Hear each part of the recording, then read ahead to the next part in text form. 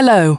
While most of us were celebrating the arrival of 2026, the global political map was being torn apart in real time in just the first 20 days of the year. The world has witnessed a series of unprecedented shocks. A midnight military strike in Venezuela to capture a head of state.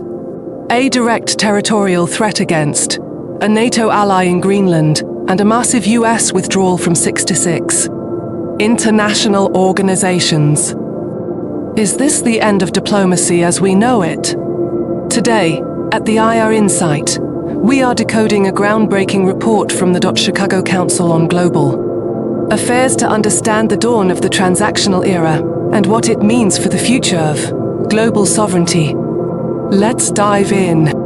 January 3, 2026, 2 Uhr while the world slept, the silence in Caracas was shattered by the roar of low-flying Black Hawks.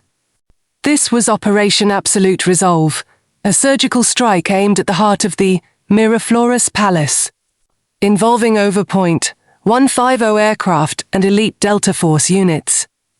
In less than 40 minutes, Nicolas Maduro was in U.S. custody.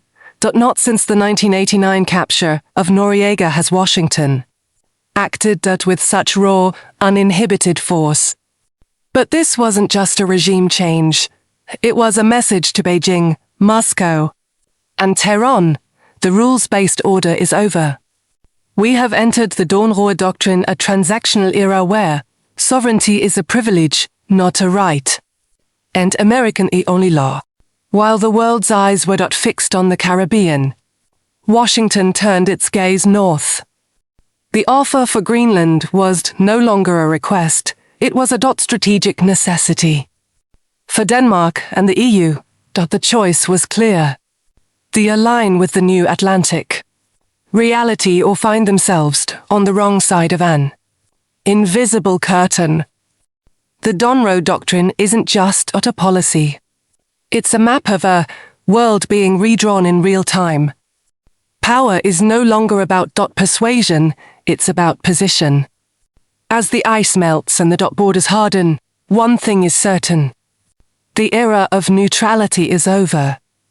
In this new century, you are either a cornerstone of the American bastion, or you are outside the walls.